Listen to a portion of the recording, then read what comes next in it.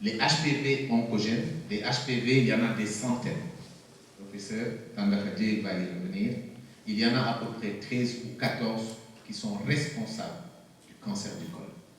Ce travail-là, c'est pour voir quels sont les HPV dans nos pays qui entraînent le cancer du col.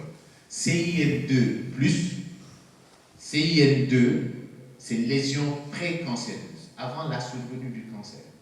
CIN2, CIN3, CIS, et après on a le cancer invasif, c'est le cancer qui vient à l'Institut Jules-Curie, qui va nécessiter radiothérapie, chimiothérapie, chirurgie.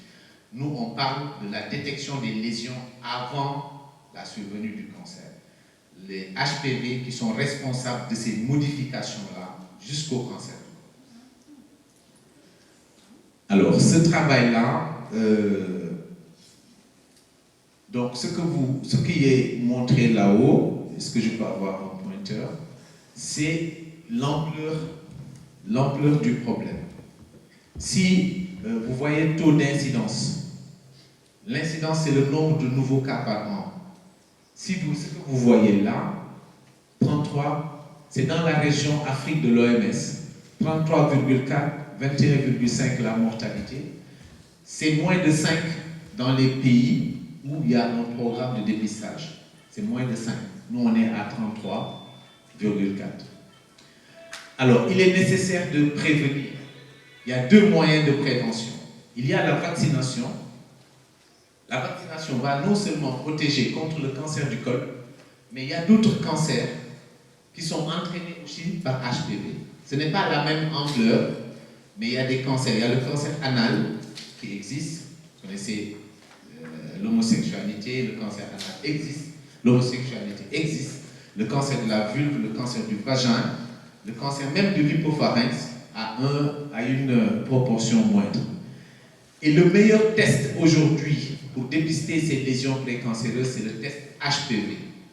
Et donc, il est important de connaître les HPV qui sont responsables des cancers chez nous. C'est pourquoi nous avons fait cette étude de prévalence, c'est ce que je vous ai dit au départ. Pour voir les HPV qui sont responsables des cancers et des lésions précancéreuses. Mais il est important de regarder ce graphique-là. Ça, c'est une cartographie pour montrer dans le monde les zones où le cancer vraiment est le plus fréquent et la mortalité plus élevée. Je l'ai déjà dit. Mais ce graphique-là, je pense que n'importe qui peut le comprendre. Vous voyez trois courbes. Vous avez cette courbe-là. Vous avez celle-là. Ensuite, vous avez celle-là. Cette courbe-là,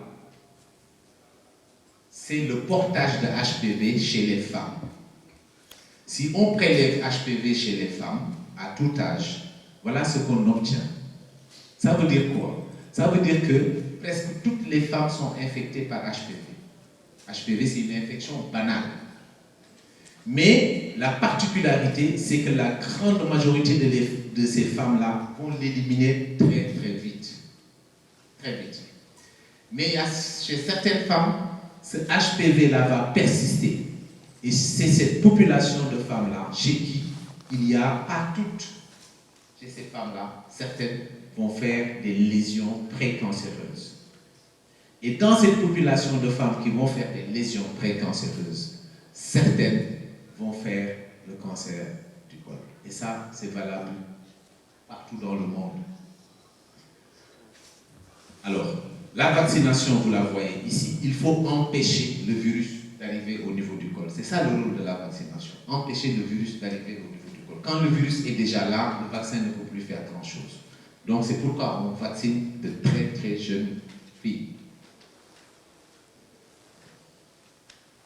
Alors, vous voyez qu'il y a longtemps, en 2013, au congrès de l'aortique, avec le support de l'Institut national du cancer, le COFAC, ça vient de Consortium of French African Countries on Cervical Cancer. Donc nous nous sommes réunis, il y a 5 pays africains qui se sont mis ensemble. Moi j'étais le coordonnateur de ce projet. Donc nous avons mis en place, avec le soutien de l'INCA, pour rechercher la même chose au niveau de ces différents pays. Donc objectif, je vous l'ai dit, on regarde les génotypes. Quels sont les types qui sont dans les lésions. Les lésions de haut grade, c'est-à-dire qui vont donner le cancer, et dans les vrais cancers. Donc ça, c'est les modalités, le nombre de biopsies, la durée du projet, etc. Je ne vais pas entrer dans ces détails-là. Dans chaque pays, il y avait 3 équipes. L'équipe des cliniciens comme nous, qui prélevaient chez les femmes, qui faisaient le prélèvement, qui identifiaient les femmes. L'équipe des pathologistes qui analysaient ces prélèvements et qui donnaient le diagnostic, voilà, de cancer ou de lésion au grade. Et ensuite, l'équipe de virologie qui faisait le génotypage, qui regardait les virus qui étaient présents dans ces prélèvements. Dans chacun de ces pays, c'était comme ça. Donc il y avait une collaboration multisite, mais aussi multidisciplinaire. Voilà, je ne vais pas entrer dans les détails. En 2015, on s'est réunis pour valider, tous les pays qui étaient présents, les différents intervenants, pour valider la fiche de recueil de données. Ensuite, ça, c'est le déroulement, le calendrier de l'étude. Je ne vais pas rentrer dans ces détails-là. Voilà, on a mis en place un site internet où tous les pays, tous les intervenants mettaient les données directement, donc on pouvait tout suivre, tout ce qui s'est passé avec un login.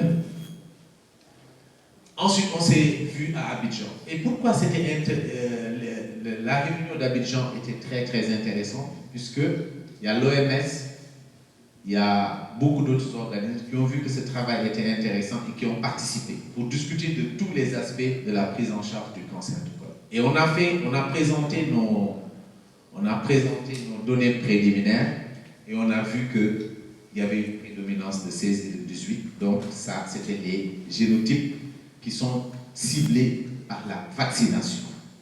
Très important de le prouver déjà à ce stade-là. Mais il y avait d'autres génotypes qui avaient un rôle extrêmement important. Et déjà, on disait qu'il nous faut un vaccin plus large qui va couvrir plus de génotypes.